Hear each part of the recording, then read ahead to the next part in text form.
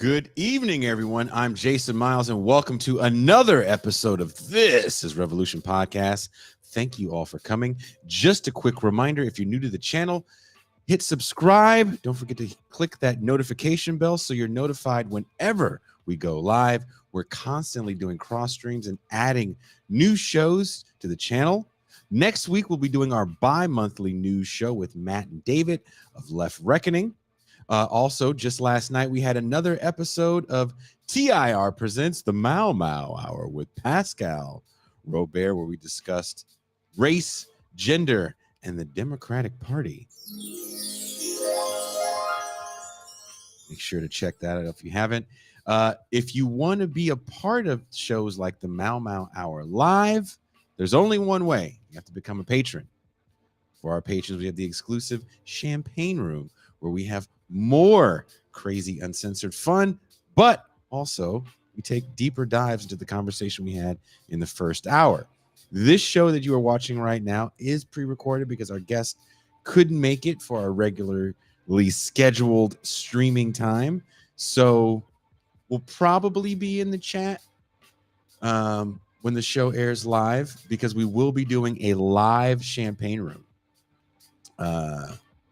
So definitely stick around for that. Also, Jean Bajlan of TIR fame has a new article in Jacobin about the events going on in Iran. So please check that out. Wherever you're watching or listening to this show, there should be links in the description to that piece. But the big news, the most important thing to discuss, is the live show. October 23rd at the Teragram Ballroom. Tickets are on sale now. Wherever you're listening or hearing this show, there are links. There will be links in the comments. There will be links in the chat. There's links in the description. 2 tickets for the live show. Give them an argument. Left Reckoning. And of course, This is Revolution Podcast will be live and in person with a slew of other guests. That being said, all that out of the way, let me bring in the man of the Mau Mau Hour, the Pascal Robert.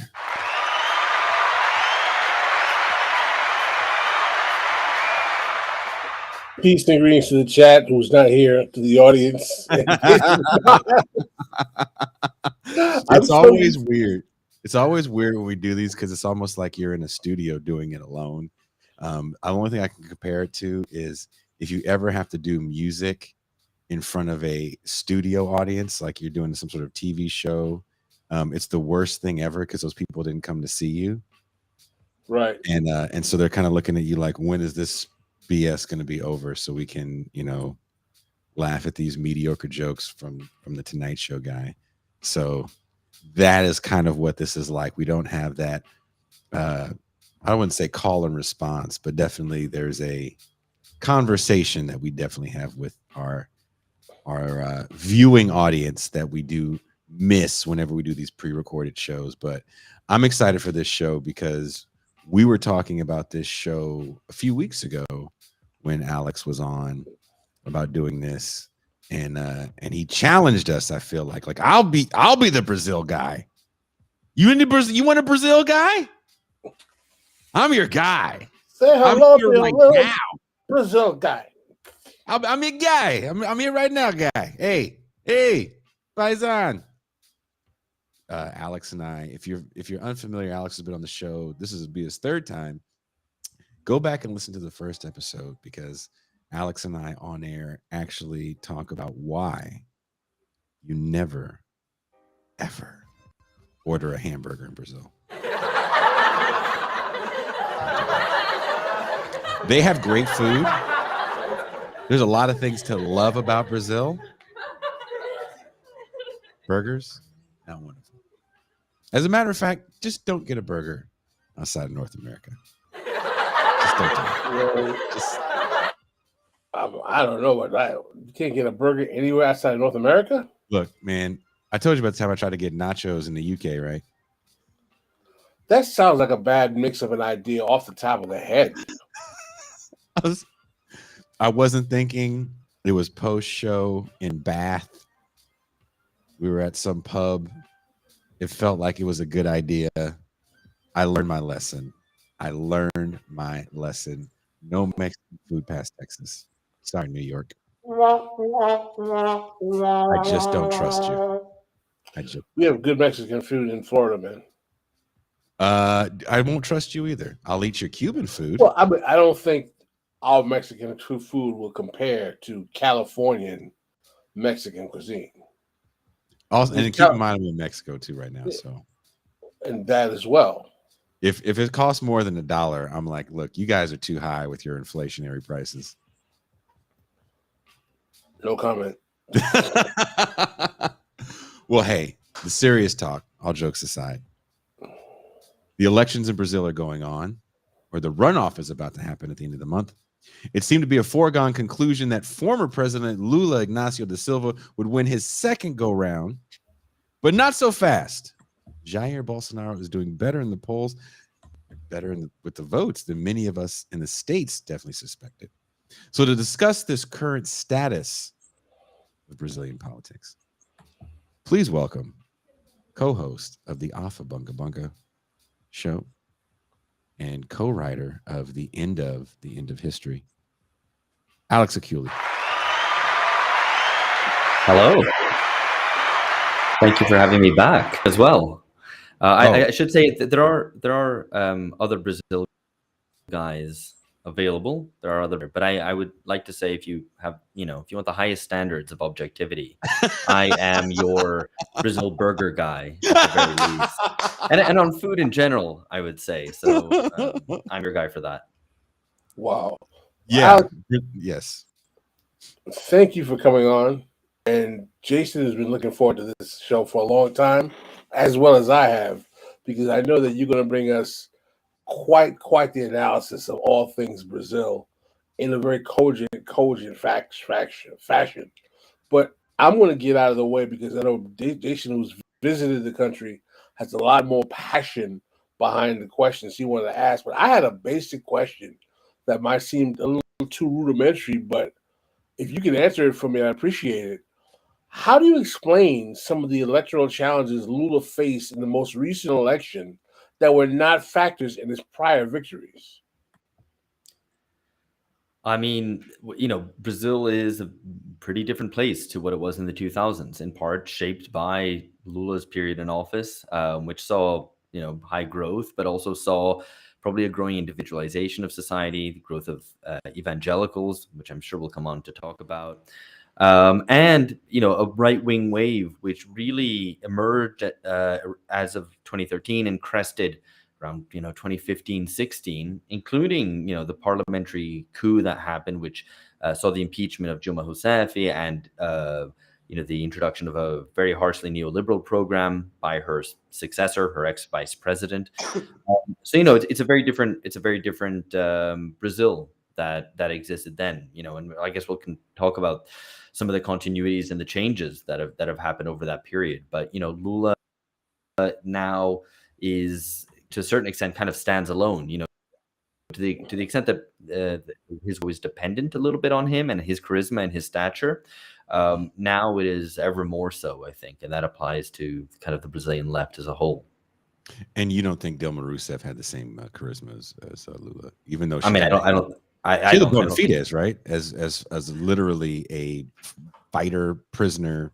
Yeah, and I think she's a good kind of probably a good behind the scenes kind of organizer and head knock or whatever. But politics requires a lot of just at an institutional level there in Congress, in between the institutions, a lot of at the very least, palm greasing even, and that kind of persuasion that is necessary to get anything passed was something that Dilma very much didn't have. And I mean, this would be, I think, a universally acknowledged statement. I don't think you could find a single person in Brazil who would say Dilma or equally charismatic as Lula. I mean, that's so it's been pretty well documented that she was just tough to deal with.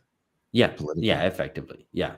But Lula considered it his greatest success to get her elected, which it should actually, in the context of this conversation we're just having, sounds like a terrible slight on her. But that isn't the way he intended it or the way I intended to say it either. It was just more the fact that she was pretty much unknown, and he still got her, reelected, or rather got her elected as his successor and reelected then 4 years further on. So that is, I think, a fairly remarkable success.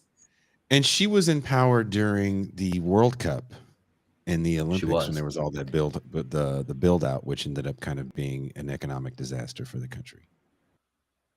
Yeah, and she was booed, might remember, during the World Cup, and especially during the 2016 Olympics. Now, of course, we should remember that, and by that point she'd already been impeached, to be fair, or the first round, as it were, of her impeachment had been then confirmed in August that year, so just after the Olympics finished. But the important thing to come back to, and which I always try to emphasize, I'm not the only one, but I think not enough of the left even is cognizant of this. In fact, there's a tendency to sweep under the rug. Let me say what I'm going to say, not to be kind of oblique and about it. In June protest, which is known as the June Days, Brazil, where there was a massive uprising, effectively, in all major Brazilian cities, middle streets, which started off in kind of a small way as protests against rising bus fares. Police responded heavy-handedly. Loads of people more came out on the street. Then a journalist lost their eye, and of course, when some kind of the kind of typical kind of nice white middle class person with a professional career, gets hurt by the police, then suddenly, it brings out swathes more people, because then it's it's no longer it's real. It's no longer able to be treated as like, oh, these are kind of some marginal leftists or whatever, troublemakers who are doing this. This affects all of us, right? And that was huge. That was a really important moment, and in some ways, if not the end, at least the beginning of the end of the Brazilian New Republic, which has existed since the mid 80s, and that's a hugely important moment, because those energies were very real, very much in search of a more of effectively democratizing democracy in Brazil. And what resulted in after that was the fact that the new right, which had been rising kind of around that time, a kind of right which wasn't institutional, it was stuff that was happening on YouTube and whatever, was able to very much channel that energy of June 2013 in a right wing narrowly focused on anti-corruption, which ended up, no one's for corruption, obviously, but there's different ways to respond to corruption, and one might be one for reform, but a more structural understanding of what are the conditions that create corruption in Brazil. And we can go into that, in a little bit if we want to. But what actually happened was a very moralistic one, which saw the PT as somehow this, and then Lula and Dilma as the kind of brains behind corruption itself. And there was a massive corruption scandal that emerged in the following year, in 2014-15, which was one of the largest corruption scandals ever revealed, probably anywhere, in terms of the sums involved and so on. So it's natural that the party in government that had been in government since January 2003 would be targeted by that. So don't think it's like, oh, well, hands off the PT, they're the good guys here. They made their bed. And so, to a certain extent, one would expect that they would be the target of that corruption, a target of popular anger. But what ended up happening, of course, was this very moralistic sort of agenda. It was a kind of huge moralistic spasm almost in Brazil, which very much favored the right. And that paved the way for Bolsonaro. So why June ignored? Why? And in fact, it's on the left, so many want to, somehow ignore it or condemn it, one or the other. And the reason is that they read history backwards and see whether it's Bolsonaro, Dilma's impeachment, and the general, anger and hatred against the PT as being, as being a necessary consequence of the June 2013 protests. And that isn't the case. There was a lot of contingency involved, and it could have gone perhaps in a different way. And I think more importantly, this is a show called This Is Revolution, I suppose. So, this is a good place to say this. But, if we want at the very least a political revolution, if not, a social revolution, because I don't think that was on the cards, but a political revolution was in some way on the cards, in that period. And that would, if that happens against the institutional left in the form of PT, or if PT is able to somehow channel that energy and respond very much to those demands and respond in a radical way, then so be it. Then that revolution would happen in some way against the PT or in spite of the PT and not with it. So a lot of the left want therefore to ignore that reality, right? And we can maybe, I know you want to maybe talk a little bit about the pink wave, across Latin I think America. I think it's all kind of, I think it's all but works Chile together. is a good case. Chile is a good case here. So maybe we can come back to that, because what's just happened in Chile is an interesting sort of similarity. Anyway, the point I'm trying to make is that, and the point that I always repeatedly make, is that if you want to understand Brazil now, and I've been making this point for 8 years or whatever, but if you want to understand Brazil now, you have to at the very least go back to 2013 to understand it, because that was the beginning of Brazil's kind of perma-crisis from which it hasn't emerged. Alex, let me ask you a question. Does the new right factions you're talking about exist outside of the framework of the traditional bourgeois parties that exist in Brazil?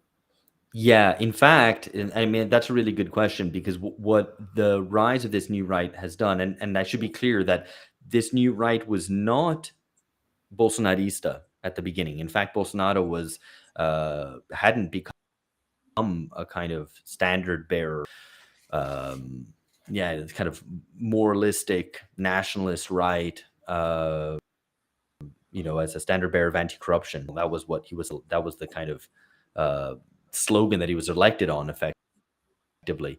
So he wasn't he was a kind of an irrelevant congressman, and he was a congressman for 7 terms in a row, pretty relevant for a lot of it. And it was only around 2015 or something where he felt, oh, hang on, there's an opportunity for me here, and was able to really surf that. So let me just kind of spell out who the actors are we're talking about here, right? So we have the kind of traditional mainstream right bourgeois parties, which Pascal. Within that, I think you can break it up between the morass of clientelist parties who are just vehicles for pork spending. They have no real ideology, but are obviously by default conservative. Brazil, we're dealing with like 30 parties or something, 28 parties in Congress, depending on which Congress, right? So it's extremely fragmented. So it's kind of hard to, if I don't say enough party names here, I'm only saying it because I don't want this to become a sort of alphabet soup, because it becomes even harder to follow, I think. But so you have this morass of parties, chief amongst them the MDB, the Movement for Brazilian Democracy, which used to be the official opposition to the dictatorship within Congress, right? To the tolerated opposition. So let's just use them as a sort of shorthand for this whole lot. So the MDB. You also then have the only kind of pole of a more ideological center right, which was the PSDB, which held the presidency through the 90s, from 94 to 2000. From 96 to 2002, and that was a party which was previously kind of social democratic. In fact, that's its name. It's the Brazilian Social Democratic Party, and which played a large role in being a kind of more centrist opposition to the dictatorship. And it then became increasingly a kind of neoliberal center-right party. And that was the main ideological right.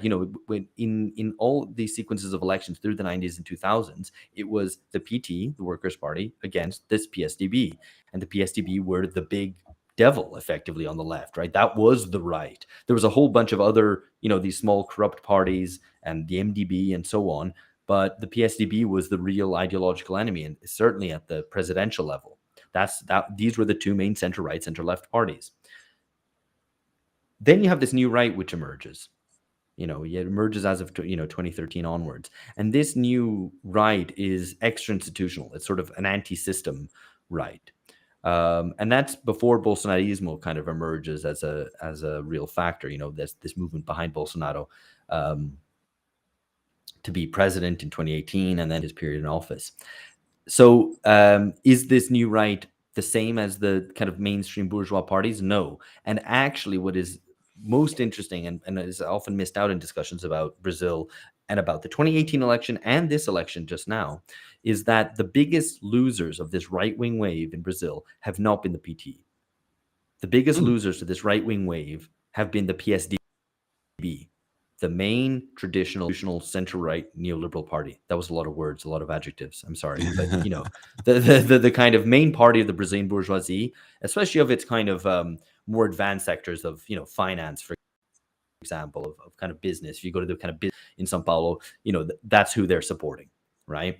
And that main kind of pro-business party has just been defeated in such a severe way. Has, for example, lost the governorship of São Paulo, the big Brazil. And just to put this into context for listeners who maybe aren't familiar with Brazil, São Paulo is the size of the UK with a population the size of Spain's. So, it's a big, important place, right? And it lost the governorship of São Paulo, which has been its hardcore base and which it held for 27 years. It has now lost it. It's the number of congressmen it has in the lower house, and the number of members of the lower house that the PSDB now has is 13 out of a Congress of 513. Whoa. Right? So it's just been obliterated. Just to give a kind of comparison, PSOL, which is the Party of Socialism and Liberty, which is a kind of left-wing offshoot of the PT, but which didn't have the kind of working class social base that the PT did. Is it similar to PSL in the States? I'm not sure I follow. There's a PSL in the States that it's an offshoot of the Trotskyist faction. Okay. PSL? No, the PSOL is a bit different because it was an offshoot of the Workers' Party, which it was a party of currents. It remains a party of currents with kind of more center left liberal, left liberal types and so on, intellectuals and whatnot. It was mainly led by intellectuals and politicians as a breakoff from PT, and that party now has 12 congressmen.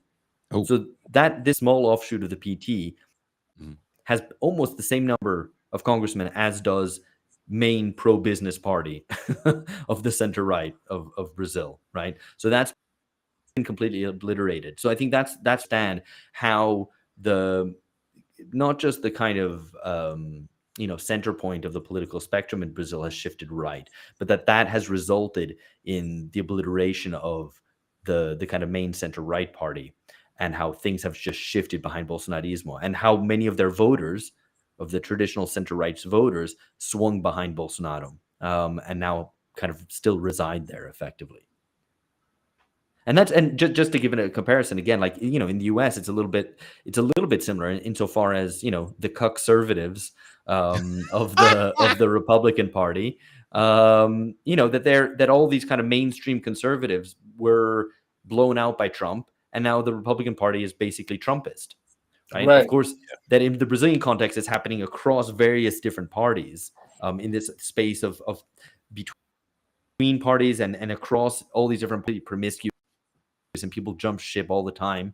The story is what's happened in the U.S., except in the U.S. it's happened all within the Republican Party. But I think the analogy there is close enough that it's worth putting it in those terms. I never thought it was a fair comparison to call Bolsonaro the Trump of the tropics, because I feel that is not. That is not. This is my only like point where I say, yeah, U.S. and Brazil kind of the same in that case. Yeah, no, I've always felt that he actually has an ideology.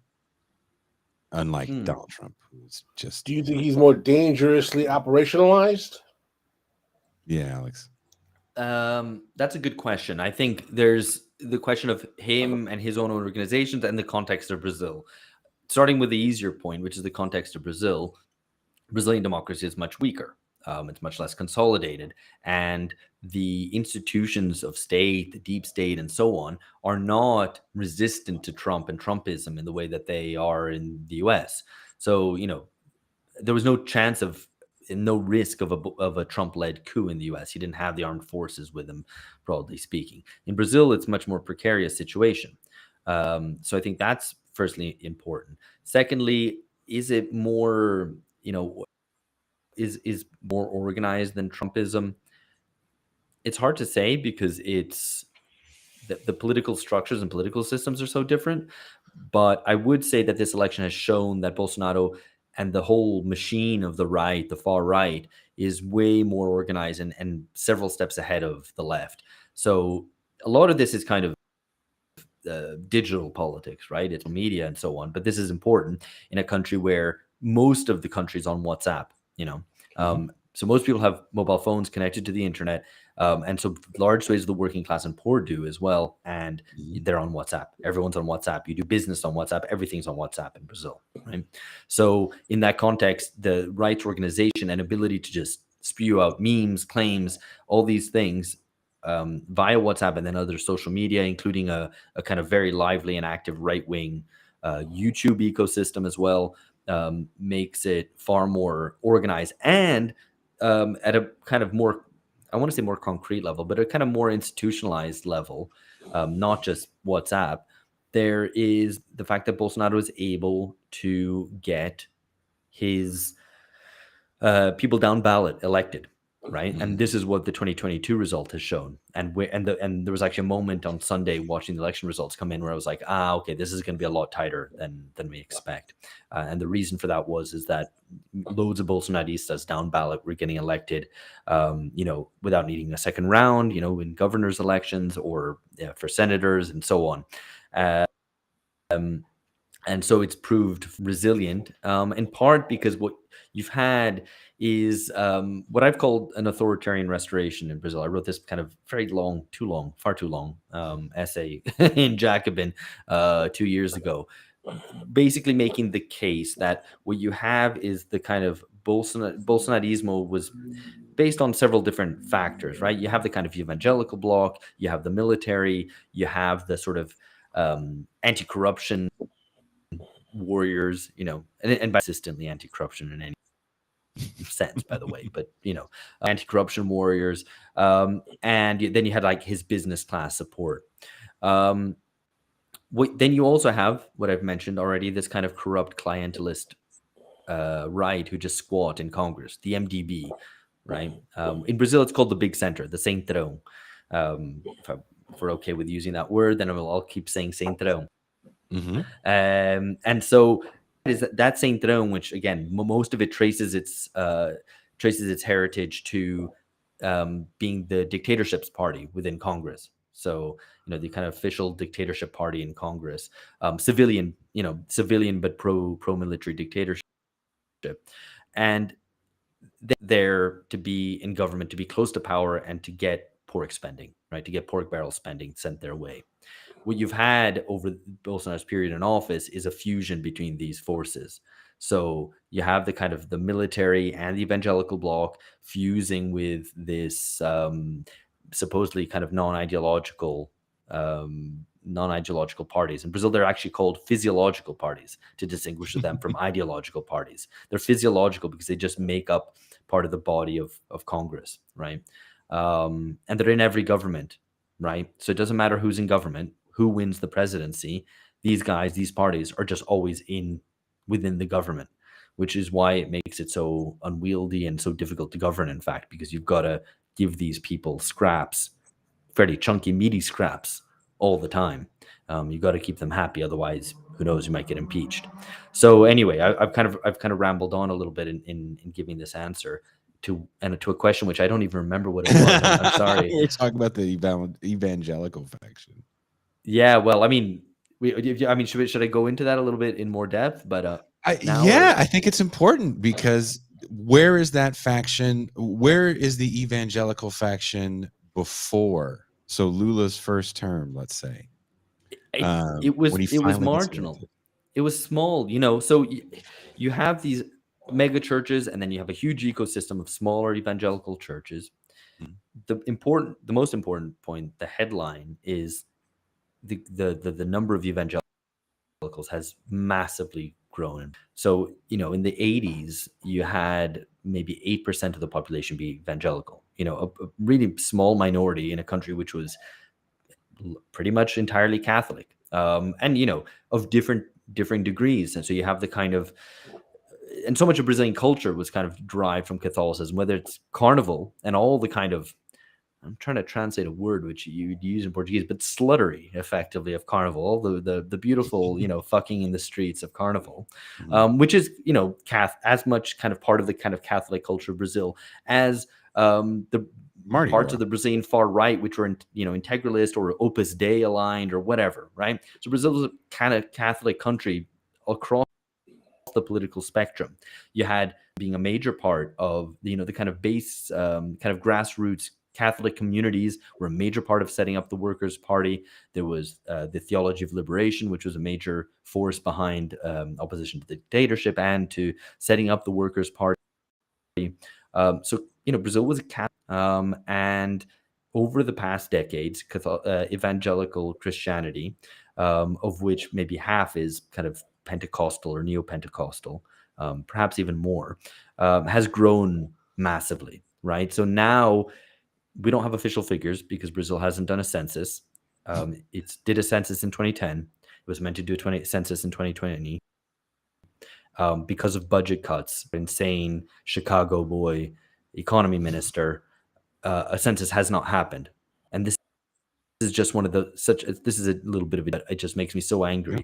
One of the most basic functions of a state, to just know how many people are in there, how many people are in the country and how they break down, has not been done. So that's the kind. How do you budget?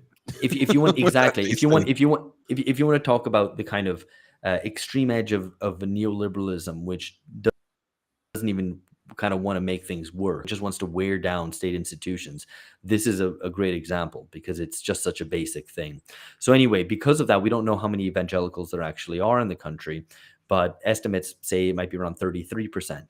And obviously the number of Catholics has fallen as Brazil has become secularized as well, and more people feel comfortable in declaring themselves to have no religion. So kind of the latest estimate, something like 10% no religion, 33% evangelical, and then Catholic is maybe 60%. Do those numbers add up? They do not add up. Maybe around 50% Catholic. So, by 2030, by the next time there should be a census, there's a widespread expectation that evangelicals will outnumber Catholics. That is a change to the composition and fabric and structure of Brazilian society that I don't think it can be understated. And it plays out in all sorts. It plays out in a social conservatism with regards to homosexuality, for example, gender relations, and so on. And of course, there's all the kind of culture war stuff around, opposition to so-called gender ideology, the idea that kind of leftists are trying to make your kids trans or whatever, something which might actually have some basis to it in somewhere like the UK and maybe to a certain extent the US, but in Brazil that doesn't exist, right? So it's a little bit imported from the US, kind of confected. But anyway, be that as it may, there's definitely a kind of reactionary wave, which I did emphasize in one of the things I wrote in for Unheard as a sort of weird election preview I did, focusing on this evangelical question, is that Brazil is not a traditionalist society, not now. So this social conservative wave is not a product of a tradition, right, of kind of homophobia, for example. It's very much a kind of new thing, a reaction to a broader social crisis, which manifests itself in this sort of moralistic spasm. And that's partly because these churches have been very well funded and very well organized, and they have stepped into a void where other civic associations used to exist, ones which are more inclined to the left, whether it's, trade unions, the Workers' Party, and whatever, like Catholic-based, grassroots community organizing and so on. And, in a Brazil that kind of in many ways feels like it's falling apart, they have flourished, and they have flourished because they offer a promise of prosperity, and that your prosperity will be holy, and that your holiness will provide you prosperity, and vice versa. And that it answers that, it's certainly for kind of amongst the Brazilian working class and poor, a certain desire for some structure and discipline and meaning, so if you're people are getting sucked up into drug gangs or into the use of drugs themselves, and with very little future and the risk of going to prison and being beat up by cops, the kind of evangelical pastor says, here, shape up, put on a suit, work hard, put your head down, don't take drugs, get married, have kids, blah, blah, blah, blah. And in doing so, you're doing the Lord's work, and you will find recompense for that in financial success. That is pretty powerful. So it is kind of the last form of kind of hope, but I would emphasize how antisocial it is, and I don't mean that in a kind of subjective sense of people hating other people or something like that. I just mean that the concept of society somehow disappears in that any kind of sense of collectivity is gone. So you really have the individual and God, and then the family, and then the market, effectively, and society somehow kind of disappears from that vision, and that makes it very hard for any kind of progressive forces to combat, and that has become a very strong base for Bolsonarismo. If the election had been decided only amongst evangelicals, Bolsonaro would have taken it in the first round, absolute majority. So that's the Brazil not only that we're dealing with now, but that we have to be thinking about in terms of that is the Brazil that will become ever more present in a way in the future in the future. As this relates to Lula and the Workers' Party and the left as a whole, I think Lula speaks to an older Brazil, a Brazil that is kind of declining. And probably the best index of this is that the place where he does best is in the poorest region in the Northeast, which was the center of sugar plantations and so on. It's a kind of, if you want an American correlate, it's like the American Deep South. Gotcha. Interesting that he does well there. Okay. And he does well there because it's still, and this is where the comparison ends, is because the Brazilian Northeast, that region, is the kind of always been kind of one of the less industrialized, certainly compared to the Southeast, which is the kind of the largest section of the population, it's 40% or whatever. In the Northeast, it's lots of people live in smaller towns, it's more rural, and it's more Catholic. It's still by far the most Catholic region in Brazil. And in that sense, and it's more traditional, I guess, in that way. And so that is the Brazil to which Lula still speaks to in a way. It's where he's from originally. He came from the poor Northeast. There's mass migration. Again, if you want to compare it, in Brazil in the kind of 60s and 70s, mass migration from the north down to what would become megalopolises of the Southeast, of Rio de Janeiro, São Paulo, and so on. And that migration, I guess you could compare it to the migration from the Deep South to Chicago to the Northeast of the U.S. in an earlier phase of kind of industrialization in the U.S., right? In the kind of in the first half of the 20th century. In Brazil, it happened in the 1960s and 70s as Brazil was growing very fast and industry was growing, and so people moved to the South to get jobs. This is like Lula's story. So Lula, in some ways, very much exemplifies that Brazilian story. He was, came from very poor background in the Northeast, moved down to the South, got a job eventually as a metal worker, became a trade union leader, and became a trade union leader, which to go, I guess, a little briefly into this biography, but which I've ended up painting, someone who was distant from two different tendencies, I guess, when it came to the left, especially around trade. One was kind of Trotskyists and communists, kind of official, or not necessarily, but kind of Marxist parties, and on the other hand, the tradition of state-aligned, state-supervised trade unions, which existed as a kind of nationalist tendency in Brazil, all the way back to Vargas, who was kind of Brazil's dictator for a significant period in the first half of the 20th century. And so, Lula and the PT that would come to be created in the late 70s was a kind of style. It was the kind of new unionism, which kind of positioned itself neither kind of associated with parties of the Marxist left, and also was resistant to this other kind of conservative trade unionism. Let me ask you this question. I'm sorry to interrupt you, Alex. Let me ask you this question. In your opinion, and I ask this question to both you and Pascal, in your opinion, then, is Lula a Marxist? Was he a Marxist, or was he truly a national kind of populist character with some Marxist tendencies? No. No is a short answer. I mean, he was. I don't. He was never a Marxist. His attitude, also as a trade union negotiator, as trade union leader negotiator, was always precisely that aspect of negotiation. Could always kind of find a deal, get good at getting people around a table. Now, that doesn't mean that that isn't necessarily an argument for why he wouldn't be a Marxist, but it does show a certain pattern to his politics, which is consistent throughout that period all the way to his periods in office and to today. And in fact, it's probably most in of stitching up coalitions, getting people around the table, and finding an agreement. So his instinct, I think, is always conciliation, right? So he's never been a revolutionary sense. Alex, I wanted to make. Yeah. Go on. I'm sorry, I didn't mean to cut you off. I wanted to make a metaphor that I've made with several members of the Haitian community about comparing Lula to Jean-Bertrand Aristide.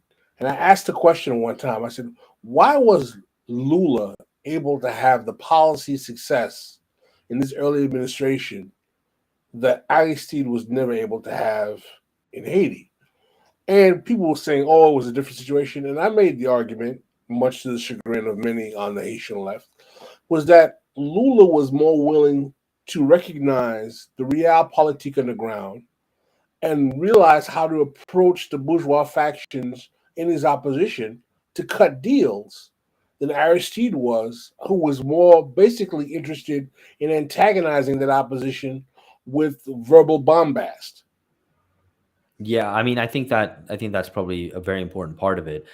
Even just to kind of add a qualification to that, but it actually is, in a way, it's kind of emphasizes your point even more, which is that it's not that Lula made deals with the opposition; it's that he brought the opposition in house in Congress, right? So, in a certain point, there was like 75% of Congress was part of his government, right? Which sounds insane, but that is basically how it operates. What that means is that you are hiving off large parts of your policy agenda to these parties, whether it is at the level of a minister, where you have ministers outside your own party and outside, and which aren't kind of fellow left-wing parties necessarily, right? So you're getting a kind of a cabinet composed of various different figures, and then like in Congress, you're having to do deals and do kind of promise spending, for example, to parties whose interests are rather, right, or at least completely kind of tangential to what you want. And so what you have to preserve for yourself as a party of government, that's the PT in government, and this will definitely be the case should Lula win in a month's time, is that you need to just set what your kind of very narrow priorities, and it's probably unlikely to be huge, massive reforms, because that's very difficult to pass, and to focus on those things and pursue them. And what Lula's decision, right or wrong, was to focus on social spending, social inclusion. And that was, I guess, inclusion through consumption. This was the period of, that's known as the kind of win-win period in Brazil, right? The rich got a very much lot richer. That's terrible grammar, but anyway, you get the point. No. I get it, and a very much lot richer, and the poor got a bit better off. But even a little bit goes a very long way in one of the most brutally unequal societies in the world. So what facilitated that, of course, and this is probably different, I think, to Haiti, was that you had the commodities boom at that time, certainly, from the mid 2000s onwards, that allowed the win-win to happen, right? That there was no, it wasn't a zero-sum game. And when it's a zero-sum game, then it's a little bit like, okay, are you saying the bourgeoisie are going to have to lose a bit?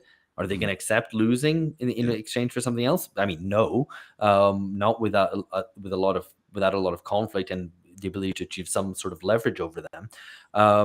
And that is actually what ended up being the sort of denouement of the PT governments. When the win-win period ended, the PT couldn't find another way to govern. So what does that say about 2022, or rather a PT government in 2023? That the win-win are very much not there, right? Brazil is hardly growing. It's seen a regression in living standards. Hunger has come back to Brazil, and one of Lula's proudest accomplishments. And I think it's very hard to, I'm kind of critical of Lula from the left, but it's hard to argue against it. He was very proud of solving hunger, and he feels it very intimately because he went hungry as a kid, and now 30 million are hungry again in Brazil. Bolsonaro has, and just to paint a picture of like Bolsonaro, I don't think there's any need to kind of demonize him further. None of your listeners are kind of going to be like, well, let's hear this Bolsonaro guy out. But like he even was saying like him and his economic minister, no one's like properly going hungry. It's not like people are begging for bread outside the bakery door. And it's like, yeah, go to any bakery in like a big city in Brazil, and that is exactly what's happening. I was going to say, yeah, I guess he's never been to Sao Paulo. Yeah, exactly. I mean, so it's nonsense, but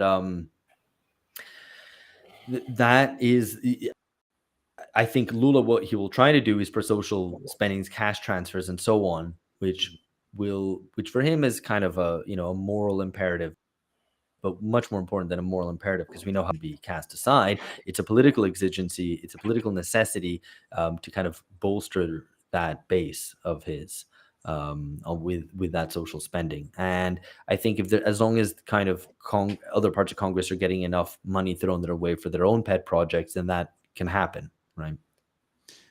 And I have kind of a two-part question. How much does 2016 still affect voters' feelings as far as like the building out of those stadiums and people pointing to like, well, this is why Rio looks like this because of all this? I'm not sure. Or that's just not how the political machine works in Brazil. No, I mean, I'm not sure if like the kind of the build out of the world and the Olympics was necessarily, there were movements around that. So like the June 2013 movements, there was a left wing continuity to that, which was like, one was like non vai ter Copa, like World Cup, and then other ones who like maybe took a different sort of line and trying to say, we should spend on something else, and spend on hospitals, not on building new stadia and so on.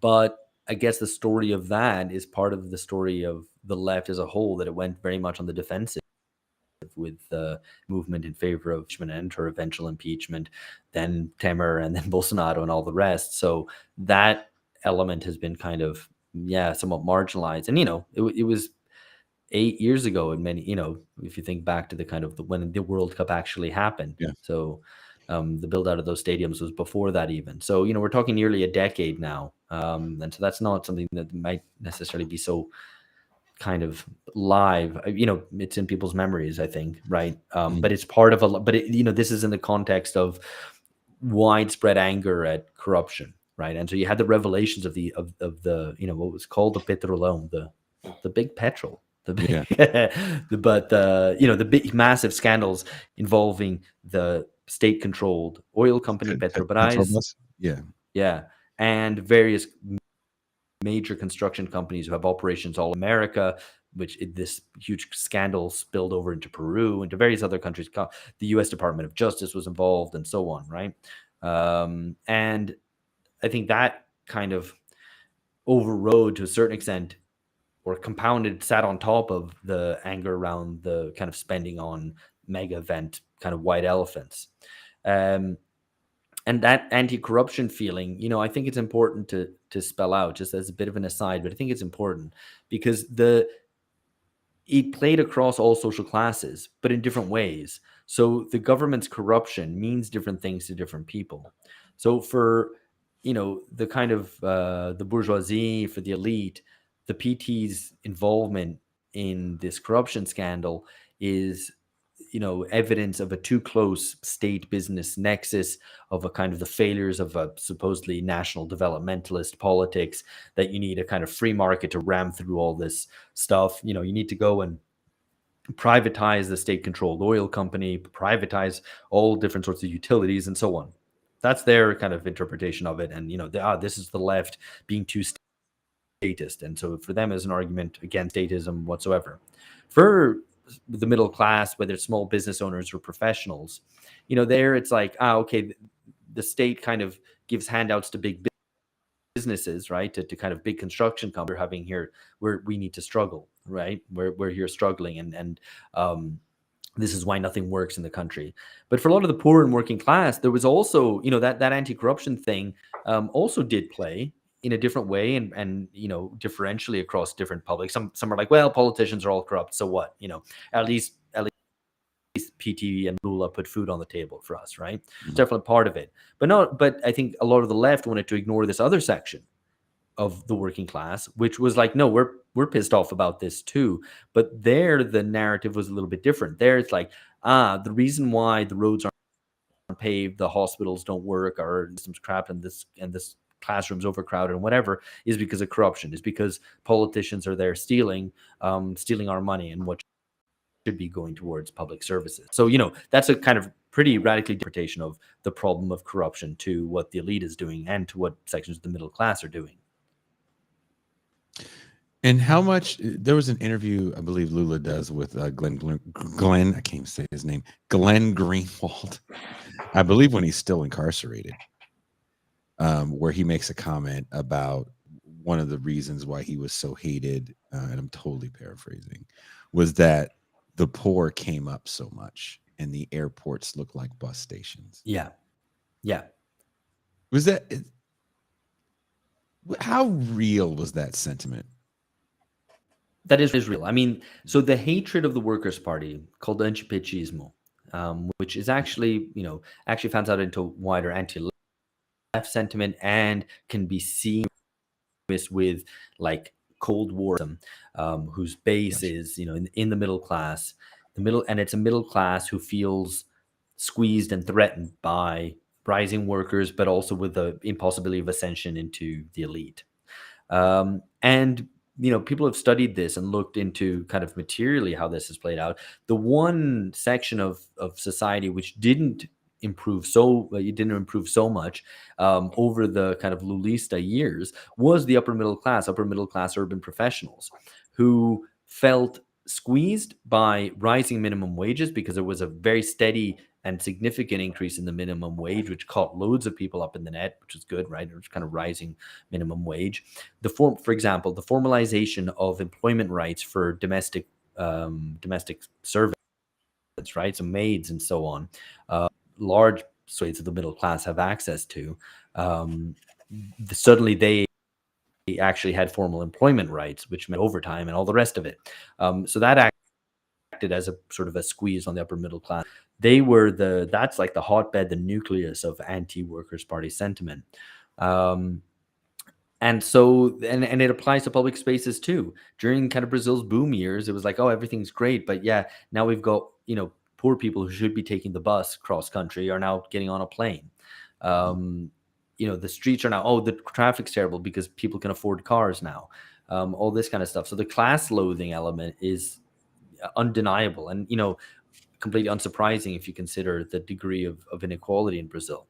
And so then that plays out in a lot of different ways, also with regard to, kind of at a more political level, not just kind of at the level of kind of reality socially. That hate, these people hate Lula because he is, right, he's, he doesn't speak, he makes kind of grammatical errors in Portuguese, doesn't speak properly, is missing a finger because he lost it in a lathe accident in when he was 19. He's from the Northeast, and the Northeastern, there's a lot of prejudice against Northeasterners because they were the kind of poor immigrants who moved into from the South and so on. And that plays into the anti-corruption thing.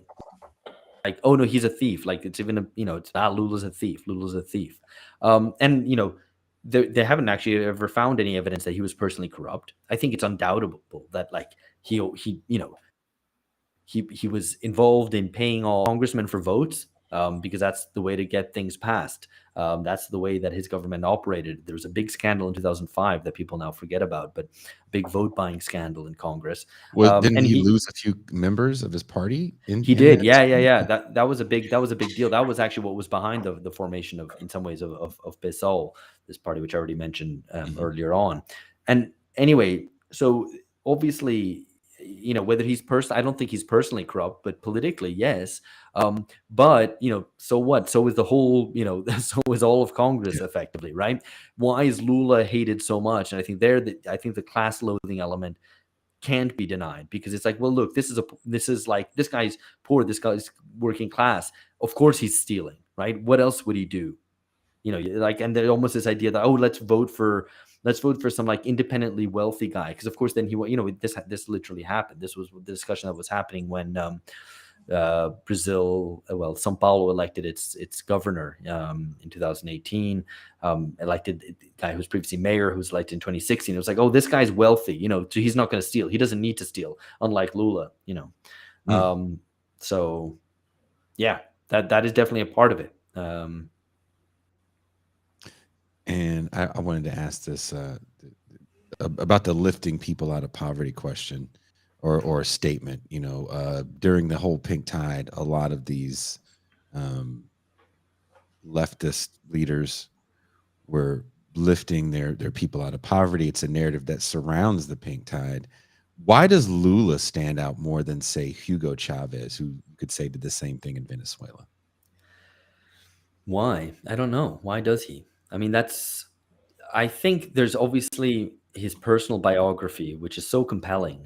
You know, I think when we look back at Lula, when we will look back at Lula in the future, you know, his greatest success is not necessarily political, insofar as, you know, as what, you know, in light of, or considering sort of the ability to change Brazilian society, but more kind of biographical, if you can put it that way, right? It's just an incredible story. And he's incredibly popular, and rightly so on one level, just because Brazilian politics is so terrible that him doing a little bit for the poor is very significant in its own right. And, you know, and also I think that the hatred that he gets from the right is in some ways indicative, I think, or rather strengthens the kind of romance of Lula, right? Because he's kind of this kind of pretty centrist figure, ruled kind of, you know, didn't really sway very much from neoliberal orthodoxy, other than in a couple of measures, but, you know, increased social spending in a massive way, using, you know, channeling the kind of proceeds of growth towards the poor, towards giving people more credit, towards access to university, and so on, and even doing that, which is like kind of the kind of progressive neoliberalism on a kind of Tony Blair level of politics. You know, that's enough. You know, and that made the right hate him, and the fact that the right hate him means that he must be a radical, right? Like, well, maybe that just means that the Brazilian right are such pieces of shit that they don't recognize that the best manager that Brazilian capitalism has ever had is a guy that they decide that they hate and is the worst, you know, is basically the devil. When actually, if they wanted to buy themselves some legitimacy, they would have backed him. Now, of course, that is what is happening in 2022. But anyway. I wanted to ask a question about one of the policies that Lula pursued that really caused a lot of consternation in Haitian circles, was that his willingness to participate in the UN occupation of Haiti with Brazilian military under the MINUSTA authorization that basically was not only acting in untowardly ways in Haiti, they were raping Haitian women, engaging in all kinds of horrible effects. And I really put a bad stain in the mouth of a lot of Haitians who have been up until that point supportive of Lula and supportive of Brazil. I was wondering if you're aware of those allegations and if you had any thoughts on it. Yeah, no, Pascal, that's great. I'm glad you asked that, because it is really important and completely understated in kind of general discussions. I think some of the radical left obviously were critical of it, but the kind of general PT left, you know, ignored it, or it was felt like, well, this is, you know, Brazil acting on the world stage, doing humanitarian stuff, so, you know, that's good. You know, kind of the left's complete soft spot, blind spot on humanitarianism, which is terrible. And this is a great example of it.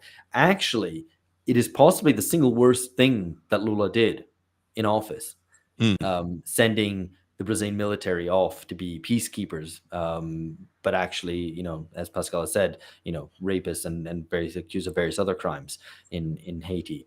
And because the reason why it was so bad is that at a period where the military was kind of laying low, the military being a force that has been active throughout Brazilian history, it is the single most important player throughout all of Brazilian history, as a force of internal repression, and sometimes as a force which seeks to rule directly, as during the dictatorship, which ran from 1964 to 1985.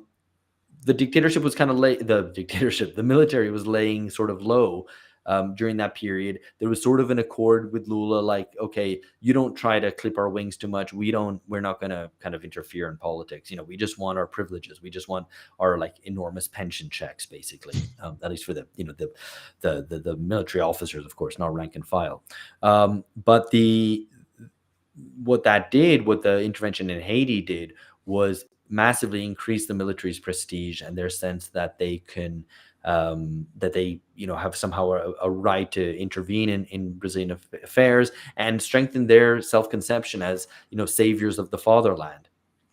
And there's a much more kind of practical material impact of this as well, which is that the so-called humanitarian peacekeeping policies and practices that they carried out in Haiti were then brought home.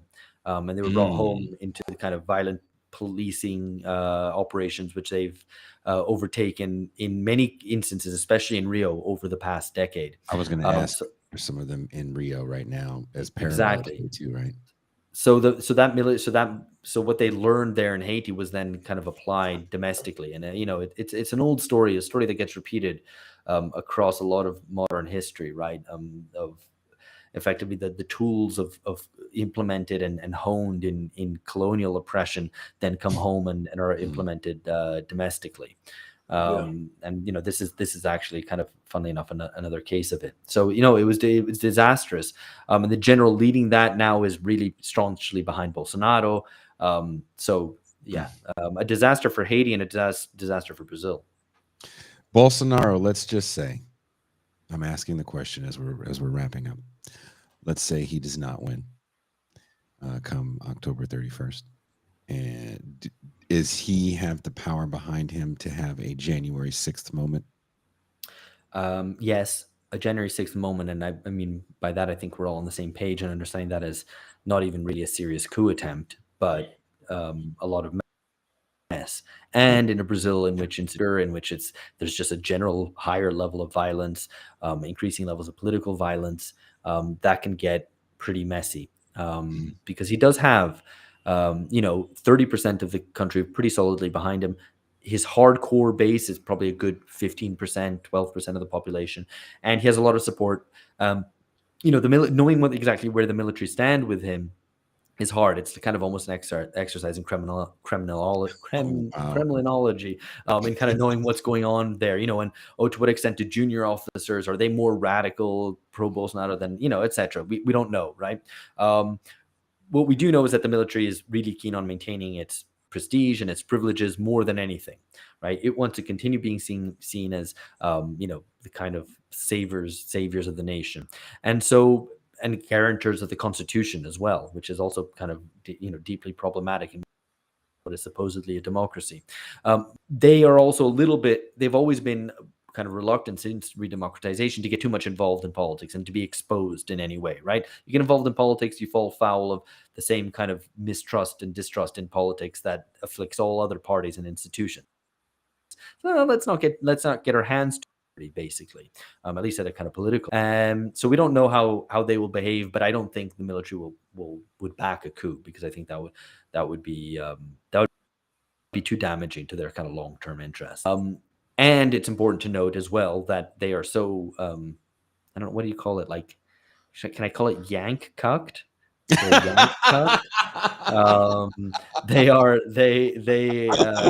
just look up, and both sides in general, just look up to the United States and have integrated their high command into the US's. They've allowed the US to use an important Air Force base in the Amazon and so on.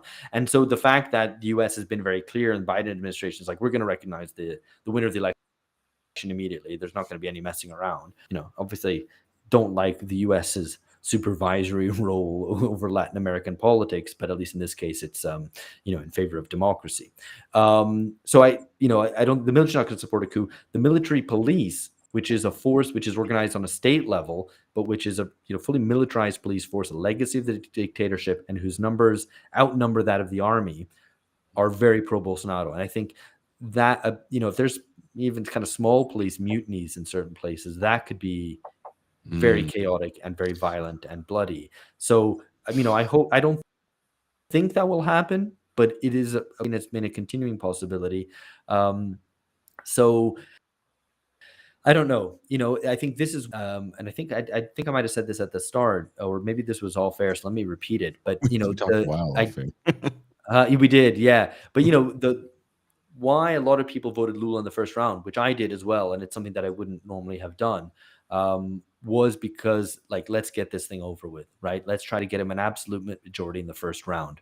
And he didn't, because he got 48%, which is close, but Bolsonaro did much better than expected. So Bolsonaro, there was expected to be a 10 to 15 point gap between the two. In fact, it ended up 48-43, and that's much tighter. And so, the idea of a kind of landslide victory, even a very solid victory like Bolsonaro achieved in 2018, so 55% to 45%, I don't think that's going to happen now. And that would have been very important to avoid any sort of violent litigation of the results on Bolsonaro's part. Say, it was all fraudulent, that we can't trust the voting machines, seeds that he's been sowing for over a year now. And, in that context, you want as solid a victory as you can to go yeah, okay, look, you can quibble about a half a percentage point that didn't go your way, but if you've just been, the floor's been wiped with you, what are you gonna argue? The great thing about a first round Lula victory, that hasn't happened, and I think it's going to be pretty nail-bitingly tight in the second round.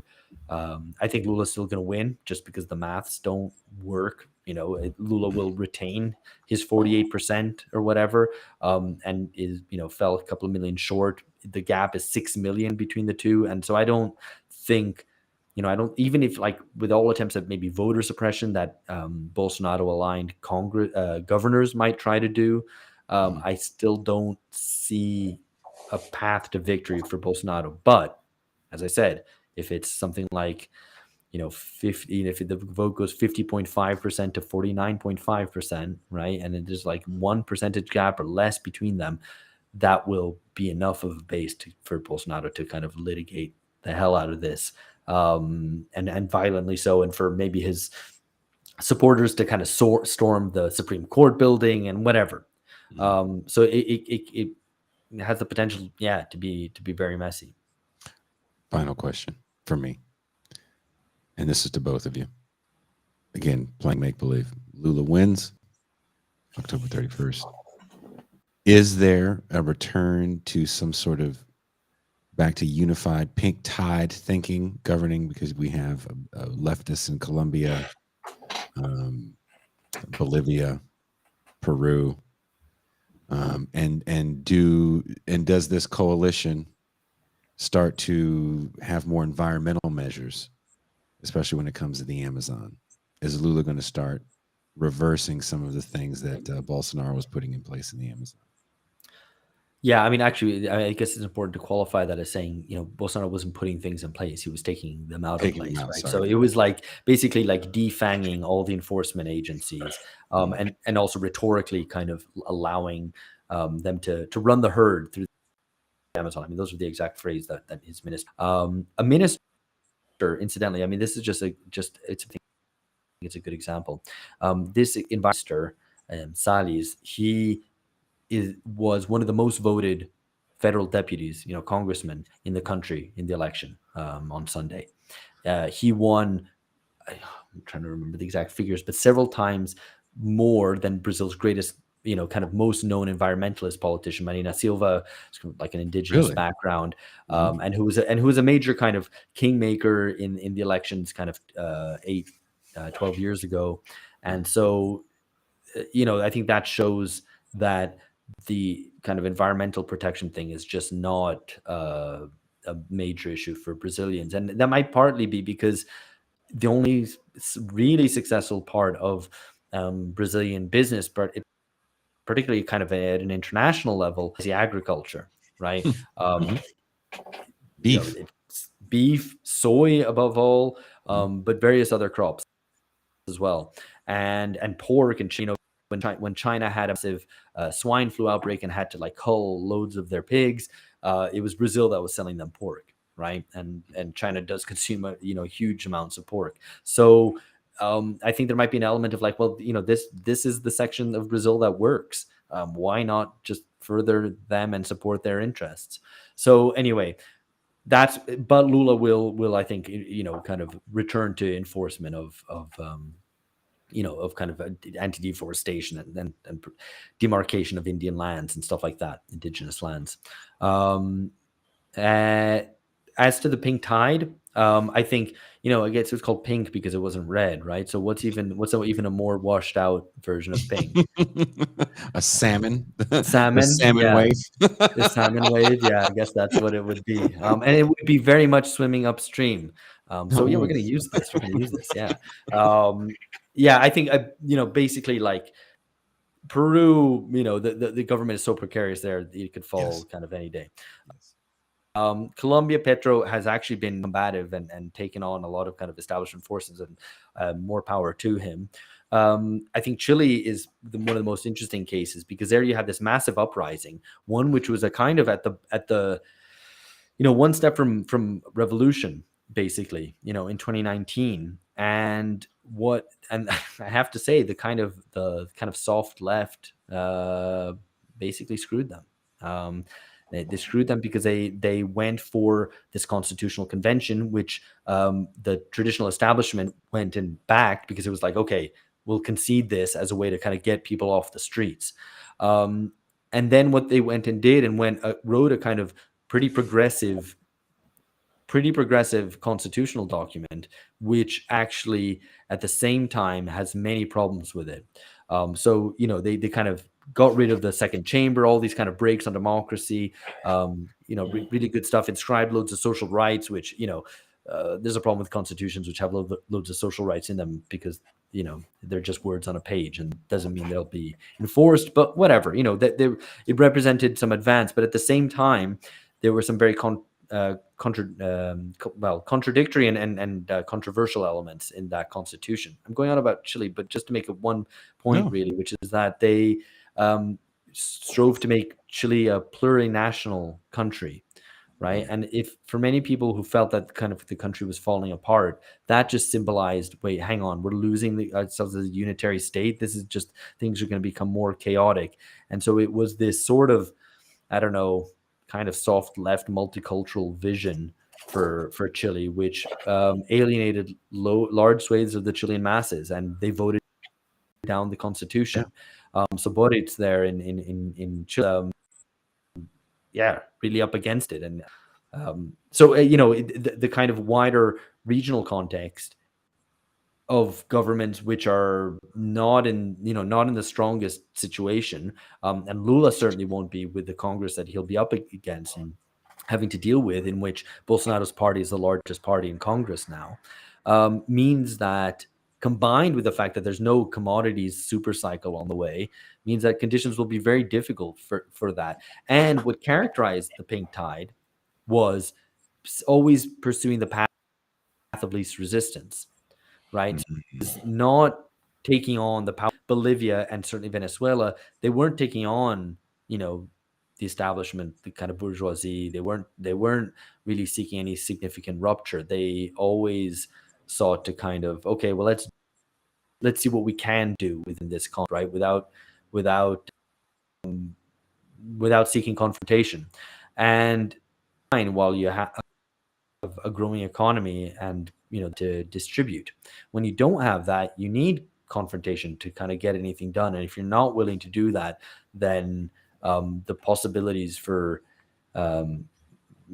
even some kind of mid-size reform becomes very difficult, because it becomes a zero-sum game. Are you willing to take on the establishment? Are you to take on the bourgeoisie and say you're going to lose here? The track record is that they're not. So I'm not for any kind of, I'd love to be kind of bringing good news or something here, but that's I don't think that's going to be the reason. Pascal, but the important thing that Lula wins, I'll repeat it just to make one final point. Lula winning is that Lula might represent kind of continuing Brazil, but it at least gives us the base for having some sort of democracy.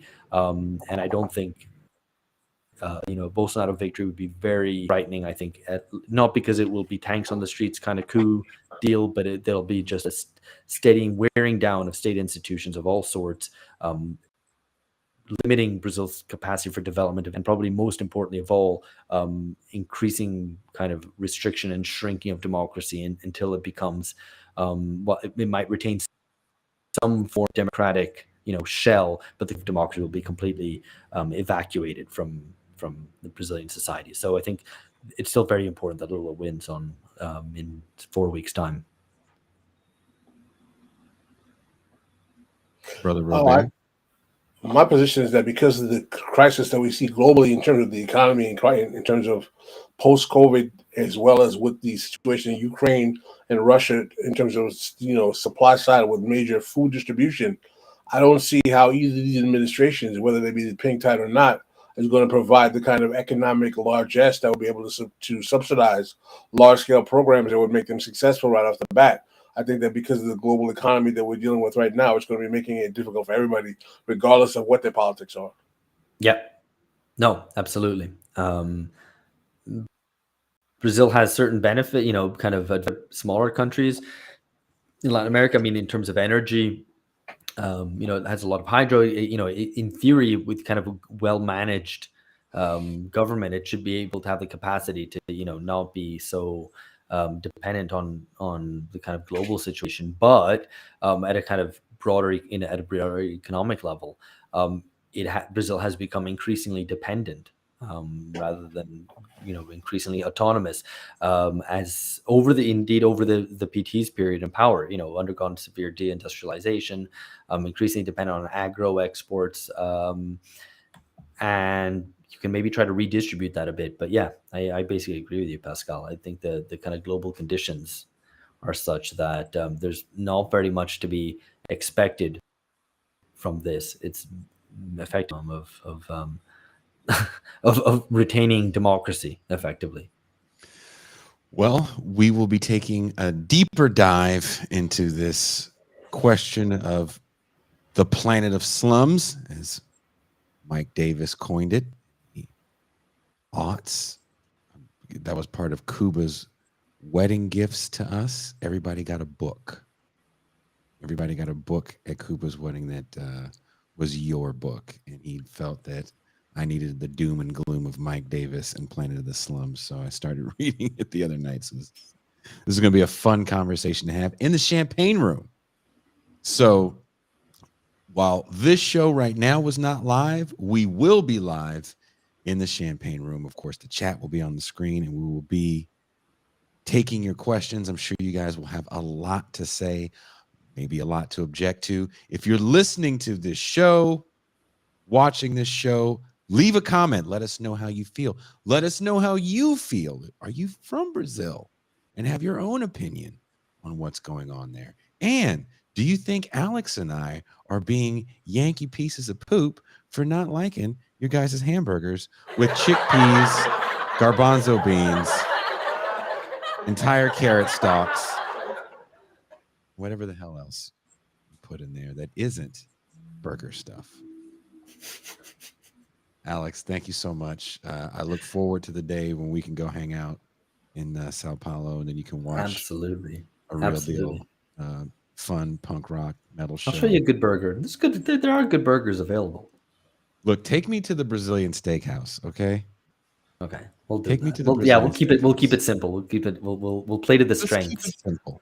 Yeah. Pascal, do you have any parting words? I really appreciate Alex coming on and clarifying these very complicated subject matters. Thank you so much. All right. Always a pleasure. This has been great. Thank you, guys. Wherever you're watching the show, there are links in the description to not just Alex's book that he co-wrote, but also the show that he hosts, Alpha Bunga Bunga. Thank you. Don't forget to hit like. If you haven't done it, please hit subscribe. We are out.